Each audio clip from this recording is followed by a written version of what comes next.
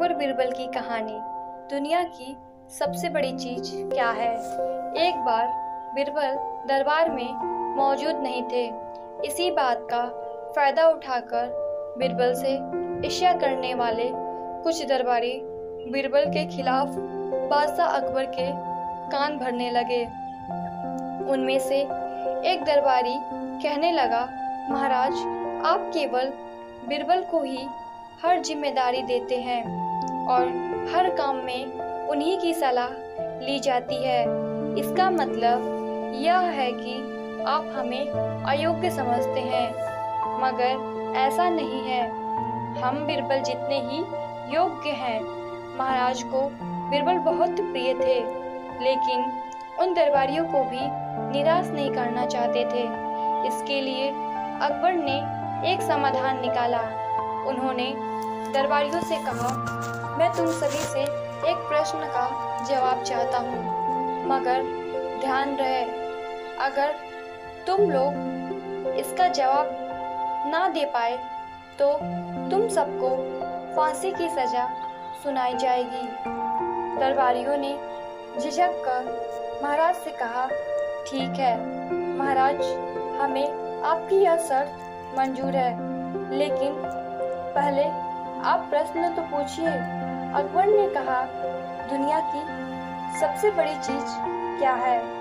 यह सवाल सुनकर सभी दरबारी एक दूसरे का मुंह ताकने लगे। अकबर ने उनकी यह स्थिति देखकर कहा, याद रहे कि इस प्रश्न का उत्तर सटीक होना चाहिए। मुझे कोई भी अटपटा सा जवाब नहीं चाहिए। इस पर दरबारियों ने इस प्रश्न का उत्तर देने के लिए कुछ दिन की मोहलत मांगी। अकबर भी इस बात के लिए तैयार हो गए।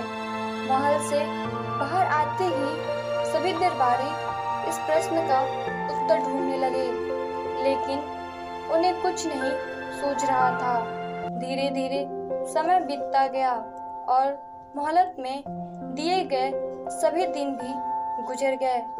फिर बादशाह द्वारा पूछे गए प्रश्न का जवाब न मिलने पर सभी मंत्रियों को अपनी जान की फिक्र सताने लगी। कोई अन्य उपाय न मिलने पर वे सभी बीरबल के पास पहुंचे और उन्हें अपनी पूरी कहानी सुनाई। बीरबल पहले से ही इस बात से परिचित थे। उन्होंने उनसे कहा, मैं तुम्हारी जान बचा सकता हूँ, लेकिन तुम्हें वही करना होगा जैसा मैं कहूँ। सभी बीरबल की बात पर राजी हो गए। अगले ही दिन बीरबल ने एक पालकी का इंतजाम करवाया। उन्होंने मंत्रीगणों को पालकी उठाने का काम दिया, तीसरे से अपना हुक्म पकड़वाया और चौथे से अपने जूते उठवाए और स्वयं पालकी में बैठ गए। फिर उन सभी को राजा के महल की ओर चलने का इशारा दिया। जब सभी बीरबल को लेकर दरबार में पहुंचे तो महाराज इस मंजर को देखकर हैरान थे। इससे पहले कि वह बीरबल से कुछ पूछते, बीरबल खुद ही अकबर से बोले, महाराज, दुनिया की सबसे बड़ी चीज जरूरत है। अपनी जरूरत के कारण ही यह सब मेरी पालकी को उठाकर यहाँ तक ले आए। यह सुनकर अकबर मुस्कुराए बिना रह ना सके और सभी मंत्रीगण शर्म के मारे सिर झुकाए खड़े रहे। दोस्तों, हमें इस कहानी से यह सीख मिलती है कि हमें कभी भी किसी की योग्यता से जलन नहीं करना चाहिए, बल्कि उससे सीख लेकर खुद भी बेहतर बनने की कोशिश करनी चाहिए।